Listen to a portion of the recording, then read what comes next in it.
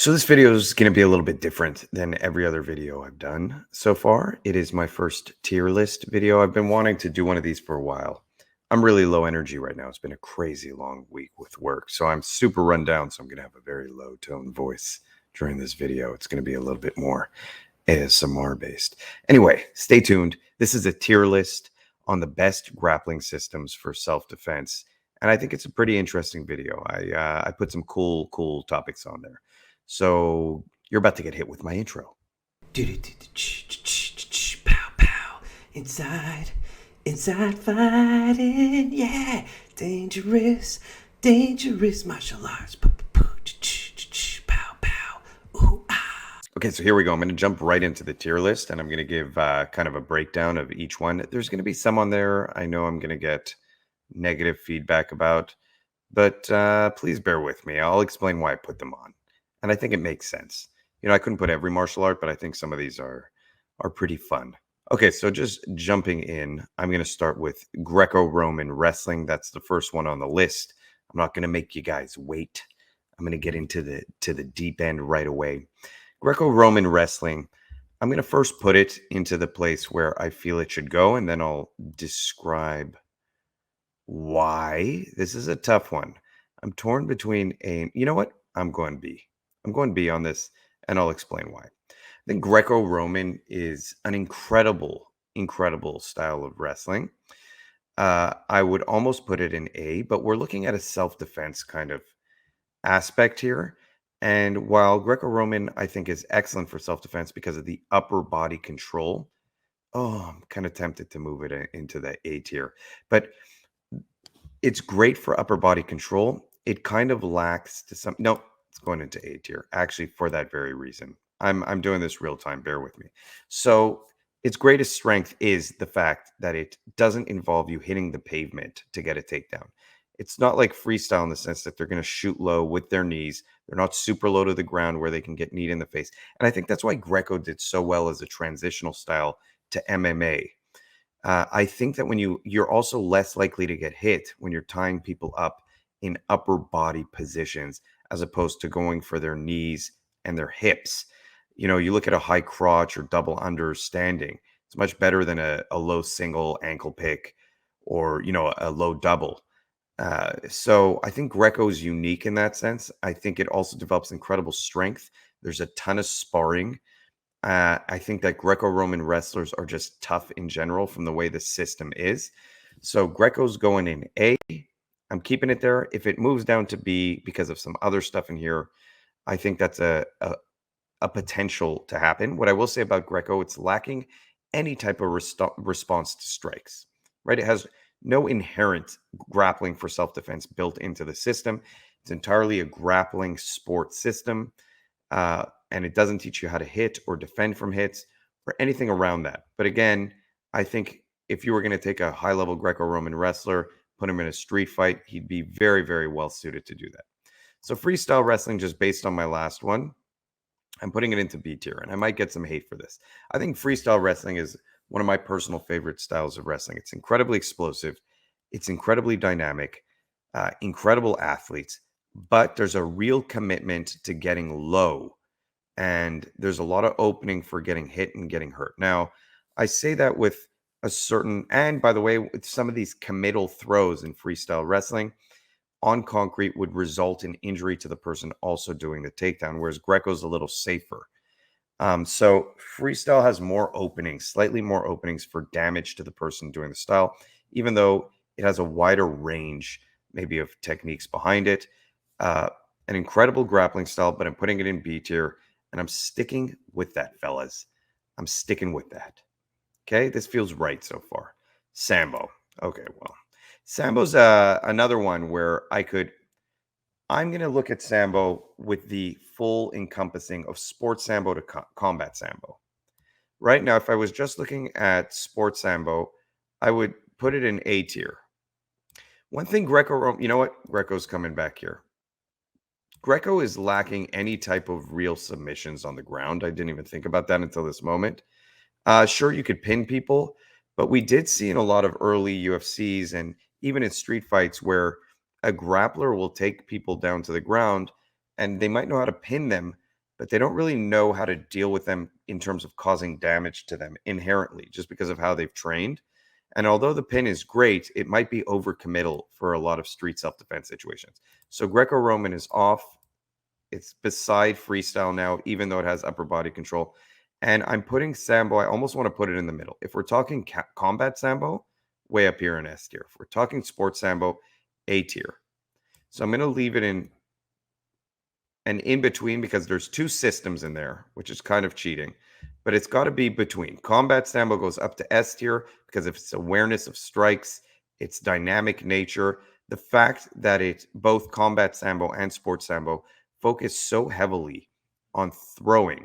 I think throws are extremely efficient for self-defense. Number one, when you throw somebody, you're taking the earth and you're smacking them in the head with it. It is very, very dangerous. The earth becomes your punch. And if you're punching people with the earth, you're pretty much ending the fight. This is true for these two systems too, but Sambo is very, very heavy throw oriented. What I like about Sambo is they're not overly grip centric like Judo. You'll see Sambo guys have a better understanding of underhooks, overhooks for their throwing. And they also tend to take a lot of freestyle and folk wrestling systems. Excuse me, I'm that tired that I can't speak. And incorporating them into them. Now, another thing that puts it up in the SA tier is the fact that they're very submission heavy. And not only that, they're submission heavy in the sense that they do not want to spend too much time on the ground by nature of how the system is, whether that's combat Sambo or sports Sambo. They're very aggressive for the submission and then to get back to their feet. So, in Sambo, you're looking at either launching the guy onto their back to win, or you're looking at submitting them to win. And those are two very efficient approaches to self-defense. They do have an awareness of strikes. They do have an awareness of both grips with the gi and grips without the gi. They kind of offer you everything. So, and Combat Sambo even deals with weapons. So we're talking about the ultimate, in my opinion, self-defense system here for these grappling styles. That would put it in S. But because if you're only doing sports Sambo, I give it a kind of half point down because you're going to lose all that stuff. But even sports Sambo, because of the aggressive nature of seeking the submission quickly, and again, even sports Sambo guys, in my experience, tend to have a really nice awareness of strikes. What I will say about sports Sambo is sometimes it's overly committal in its throws and in its attempt to get submissions without an awareness of what would happen on concrete or with multiple opponents. And I think that could sometimes hurt a system. Because you can't go for rolling knee bars in a self-defense situation. So still keeping it here. That's where Sambo sits. And again, if it was divided up into two, we'd put combat up here and sport over here. BJJ. Oh, I'm going to get in trouble for this. I'm going to get in big, big trouble for this because I'm a BJJ guy. I'm a BJJ black belt. BJJ is, for me, one of my favorite martial arts. And I'm going to move it where I think it should go. And then I'm going to get the hate for it, and I'll explain why I put it here. And I'm talking about modern day current Brazilian Jiu-Jitsu. So not Hickson era Jiu-Jitsu. I'm talking about more modern day sport Jiu-Jitsu. Oh, this hurts me. But I really do have to put it here. And I'll explain why. There's certain things about BJJ that really bother me today. Number one, after blue belt, any Brazilian Jiu-Jitsu you're doing, and I've talked about this before, in my opinion, is not only not for the street, it's almost counterintuitive to the street. So BJJ becomes so specialized that you're learning how to beat other people who do Brazilian Jiu-Jitsu. And that means that sometimes you're learning sport techniques that are counterintuitive for what you would want to do in the street. Inverting, the hyper obsession with a long string or chain of moves that lead to the submission because you're fighting such a high technical level guy that your grips really leave your head open. There's a total lack of awareness in striking in a lot of modern day sport jiu-jitsu. They are not takedown oriented because that's where most of the injuries happen in training. And again, this is a broad-based statement. There are jiu-jitsu schools, Brazilian jiu-jitsu schools that do focus heavily on takedowns. But the general norm, let's be honest, and you see it all the time in competition, is a lot of guard pulling, which is something you just cannot do in the street. So you're becoming hyper specialized in an area that you definitely do not necessarily want to spend your time. You look at a freestyle wrestler who's going to double leg you and smash you into the ground and mount you and punch you in the head. The jiu-jitsu guy's not going to do that as efficiently. The jiu-jitsu guy is going to be more prone to, pulling guard and then inverting just on an average. And I know a lot of guys are going to get pissed off that I'm saying that, but like you don't even see the aggressive seeking of a submission. You see a lot of like time spent in the guard, and there's a playful nature to jiu-jitsu that's less aggressive, and they're willing to take the time to get the submission. They're willing to play with grips a lot more, and all those things open you up to getting hit, getting smashed, getting spiked on your head on concrete. The lack of the takedown is a big, big, big, big issue from a self-defense standpoint.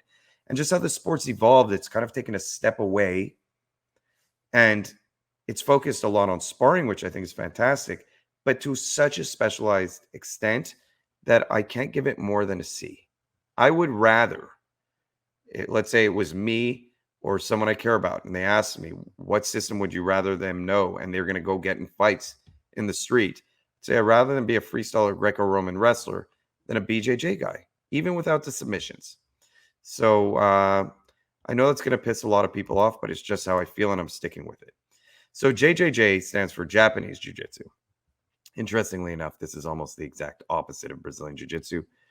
And I have to go D tier. And again, this is, so I've experienced Japanese Jiu-Jitsu. I've experienced 3 schools of Japanese Jiu-Jitsu. One of them, I would legitimately put A S tier. The other 2, I would put D tier. And let me explain why. The school I went to that I would put it as S tier was a Japanese Jiu-Jitsu school. These guys had to have all been black belts in Judo.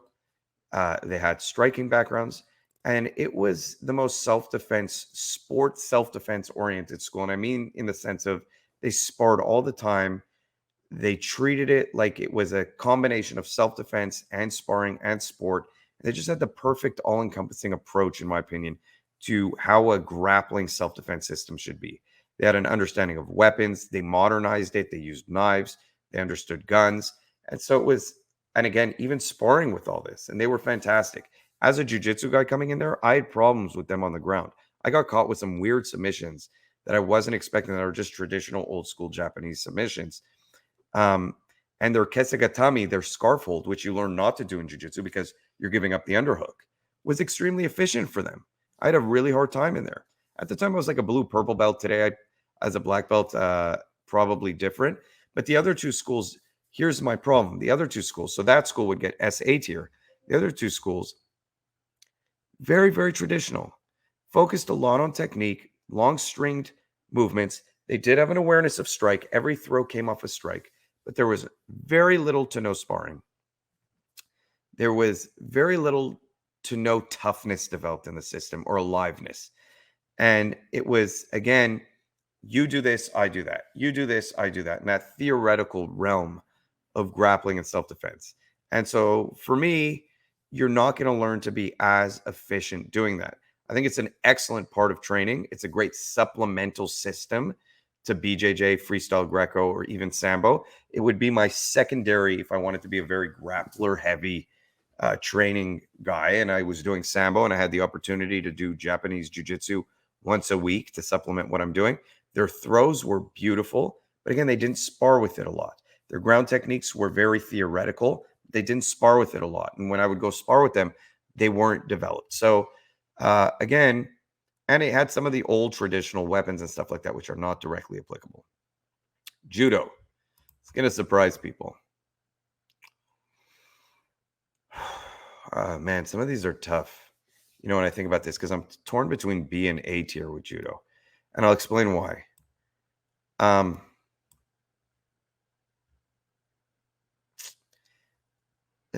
would almost put it here, but I can't do that. I'm going to be fair and put it here. I'm going to explain why I think Judo is so fantastic. I actually think Judo is excellent. I would put it ahead of, no, it's right there with freestyle and Greco. Fine. I'll explain why.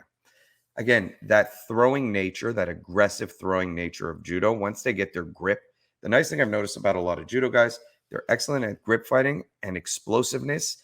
It is a sport that develops incredible speed, and they're really good on their feet. They're throwing you. The same idea as Sambo, but no one does it better than Judo. No one launches you into the ground better than Judo. Judo is the ultimate sport for that. The reason I wouldn't give it higher is a lot of schools, again, are very, very sport oriented. But I don't think judo needs to develop more on the ground for self defense. That's kind of where I'm at with these things. That's the interesting thing. I think BJJ is overdeveloped in one area.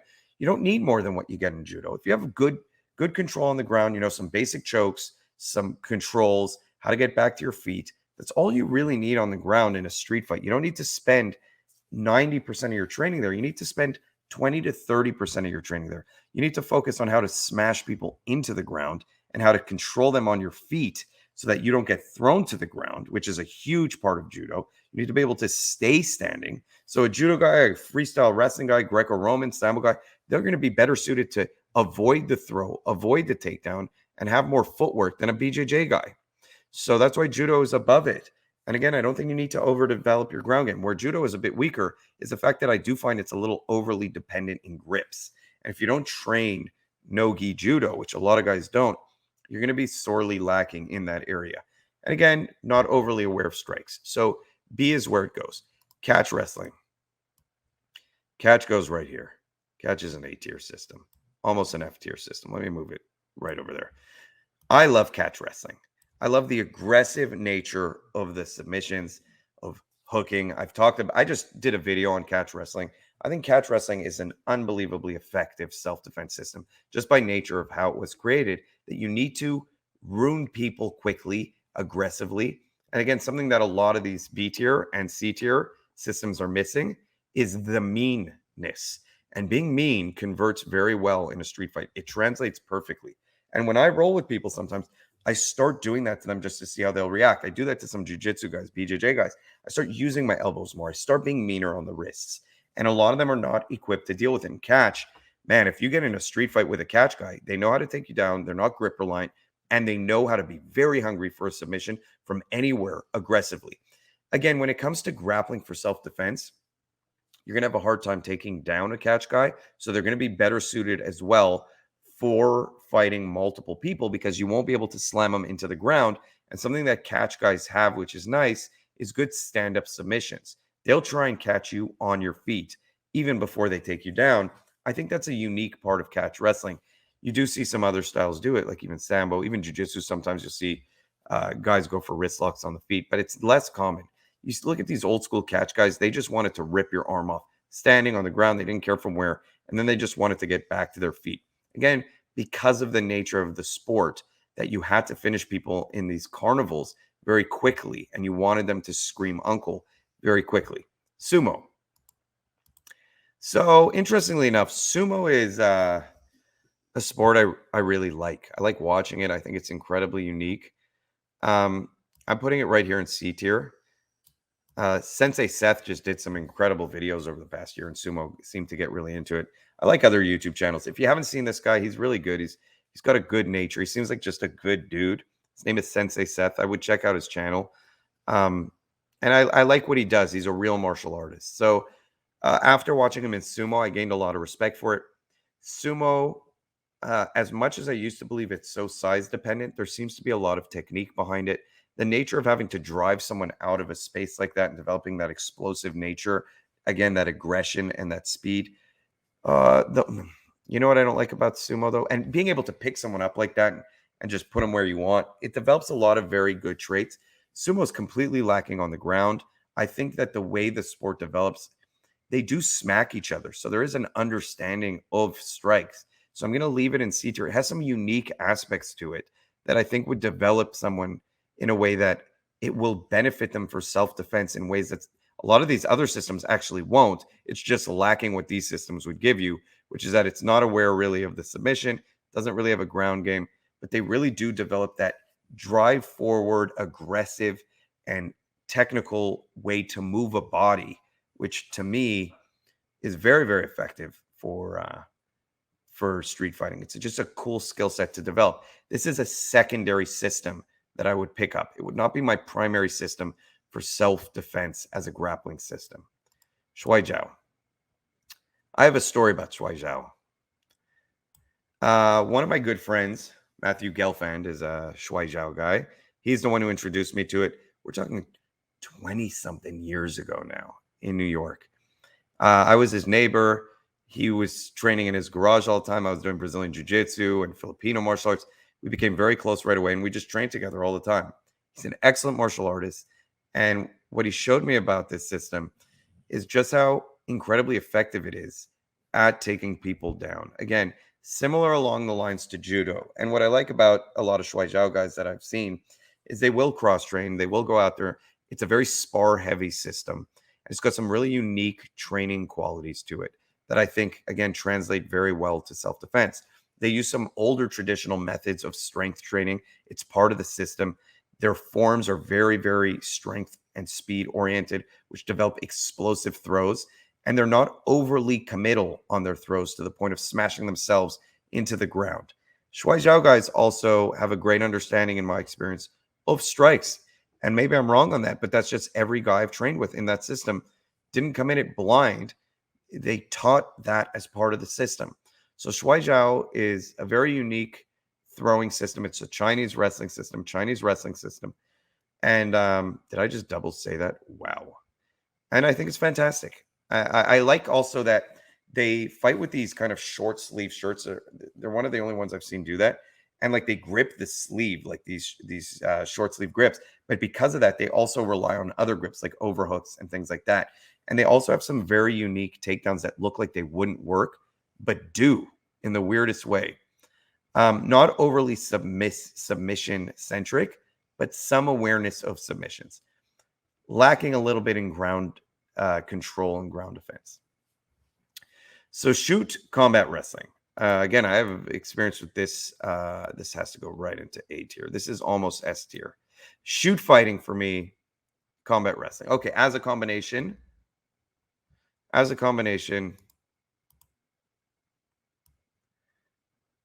would put it here. And I'll explain why. If we're looking at both of them, which is how I put it, I have to do it that way. So my experience with shoot fighting is Yuri Nakamura in Danina Santos, Gur Danina Santos school. Yuri was an amazing martial artist in my experience with him.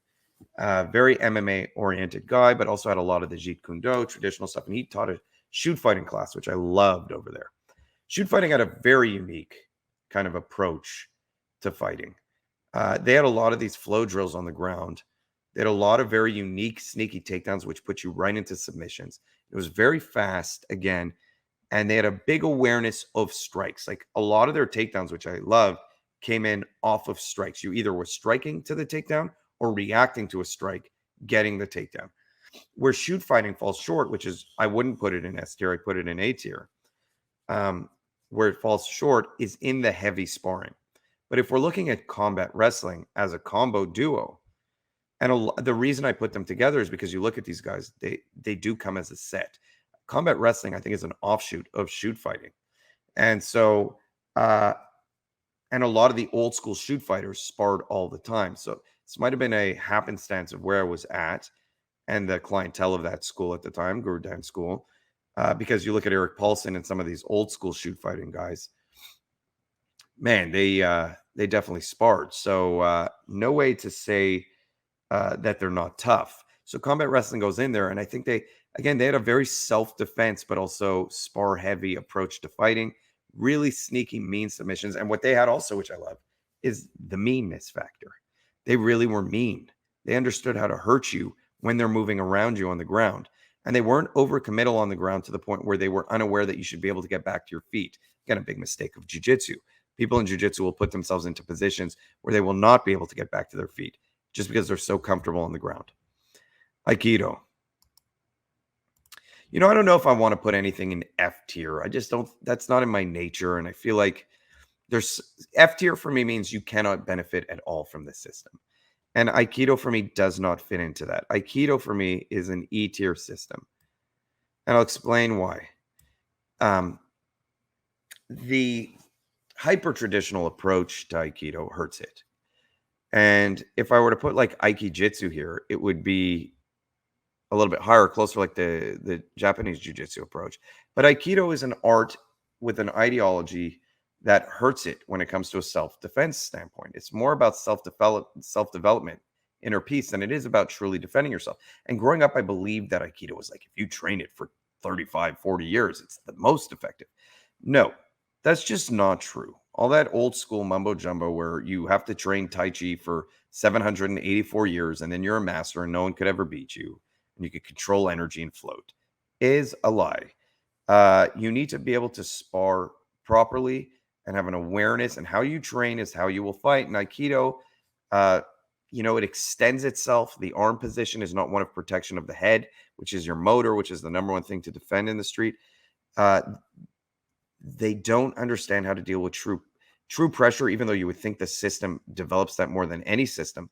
In my experience, it's lacking unless you go outside. Aikido, again, great supplemental grappling system for a self-defense system if you're already doing it. If you're already doing something like boxing or Krav Maga or Sambo or freestyle wrestling, Aikido is a great supplement once a week. It'll teach you a lot more flow, a lot less resistance to move with people. You'll get better body understanding. And what they have, which is amazing, which is, if you haven't seen my video on Aikido, check it out, is these incredible wrist locks. And if you learn to apply those and spar with those and build them into your system, they are incredible and they will benefit you greatly. So from that end of things, Aikido is an E tier system, and I'm sticking with it. And that's just where I'm at. I think that is the perfect place for Aikido. I hope it doesn't offend anyone.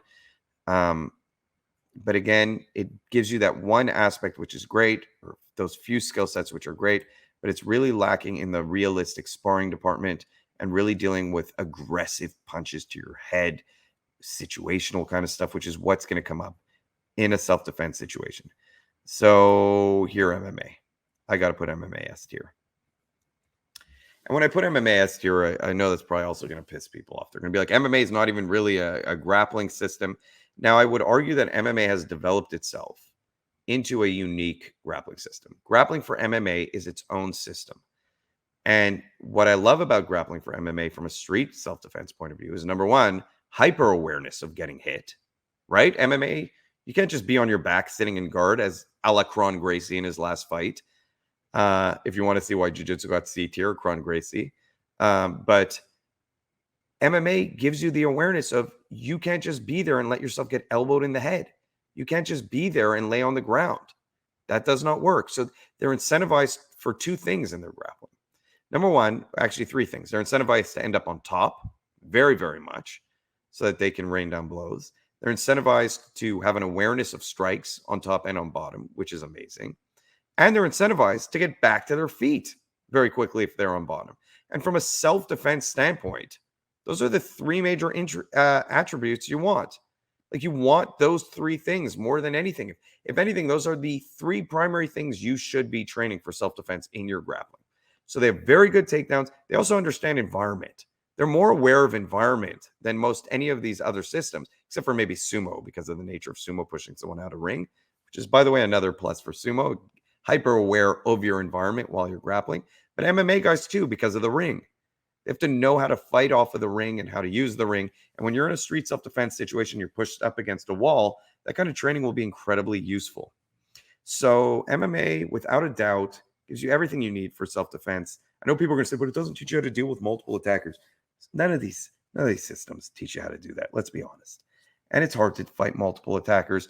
And if I could have any skill set to fight multiple attackers, I'd love for it to be an MMA-based skill set where I'm able to strike, I'm able to take people down, I'm able to get off my feet, back up to my feet if I'm taken down, and I have an awareness of my environment. Those are the things I'd want. So kudos to MMA. I think it's its own system nowadays. We've gotten to the point where we can say MMA is a system. It really has a streamlined approach to who's the best and why they're the best. And people train a specific way to be that way, and that way does translate to self-defense. Dumag. So again, interestingly enough, most of these I do have experience with. So it's not like they're coming out of the blue. Dumag, I obviously have experience with. I've been doing Filipino martial arts my whole life. Chris Bautista, shout out to you. Tommy Daitang was my Illustrissimo teacher, was a fantastic martial artist. Chris Bautista too.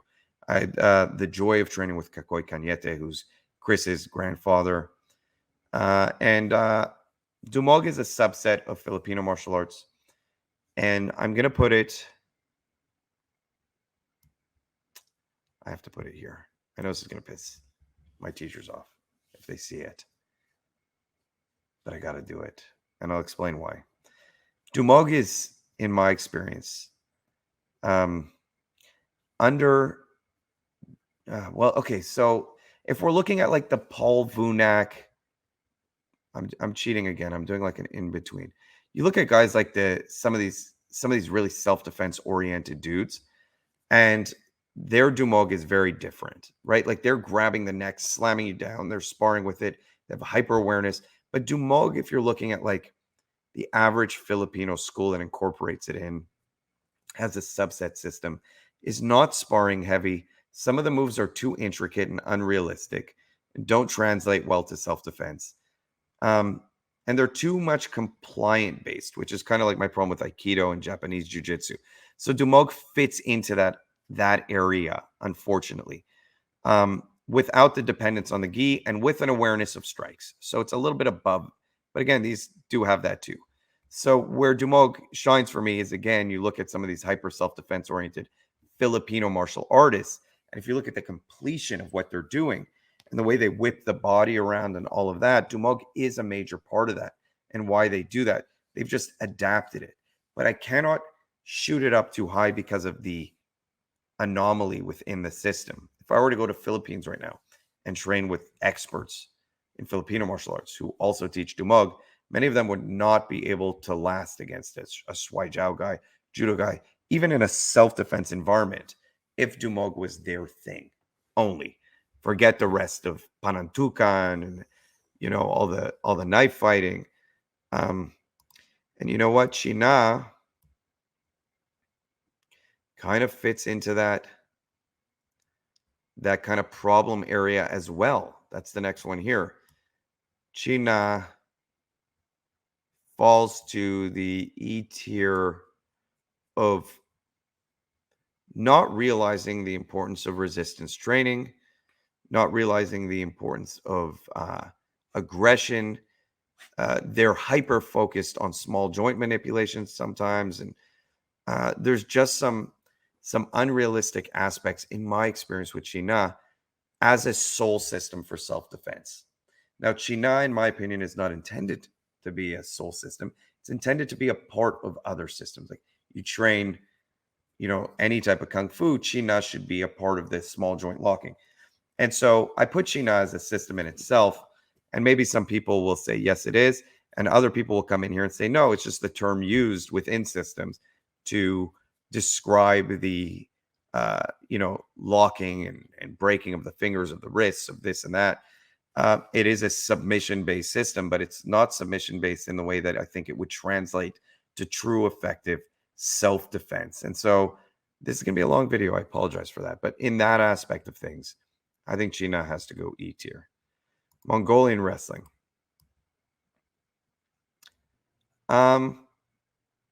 Mongolian wrestling is kind of in line with sumo for me. It's a unique style of wrestling. Mongolians are very, very tough. Again, I think the clothing changes the grips of Mongolian wrestling. What I do like is the waist, that they're waist grip centric, which I think is like if someone's wearing pants, it's kind of, and most people wear pants, it's got a unique approach. I've seen some Mongolian wrestlers do very, very well against other wrestlers. It's a traditional wrestling style. But again, it lacks the awareness of things that similar to sumo. It's very, very in that sense of things similar to me. Does not seem to have a very well developed ground game. I have never personally experienced Mongolian wrestling, so this is one I put on the list that I'm less experienced with, but I'm putting it C tier. That's where it's sitting. Pancreation. Right there. So Pancreation, modern day recreation. That's the only way to put it. We're not talking about ancient Pancreation when we talk about it. We're talking about the modern day reincarnation of it, which in reality is a sport-based system. You see a lot of shoot fighter guys have the same kind of pathway. What Pancreation, and if we're looking at like the Bas Rutten types, he also has a very big self-defense background. I would not want to get in a fight with Pancreation, but with Bas Rutten. But what Pancreation gives you, again, they seem to smack with the rules I've seen for a lot of Pancreation tournaments, Pancrase tournaments. They have open hand smacks to the head. They do punch to the body. It's kind of got like this weird hybrid approach to fighting. They wear shoes. They do seem good at everything in the way that it's almost like MMA early circa late 1990s, early 2000s. And back then, if you trained in a system that was MMA based, like Pancreation, developed extreme toughness, explosiveness, aggression in a way that MMA today doesn't really teach. People are more smart nowadays in MMA. They don't just go out there and burn out. But sometimes for a street self defense system, having that explosive, understanding that it's a quick fight and it's over approach is very, very valuable. And so Pancreation gives you that maybe over modern day MMA. And they're not going to break their knuckles because they smack. And I think smacks are incredibly effective for street fighting. I think that they have a lot of very aggressive submissions. And in a lot of the Pancreation I've seen, they do favor going for the submission on the ground very quickly. So I think that's where it sits. I think we've come to the end.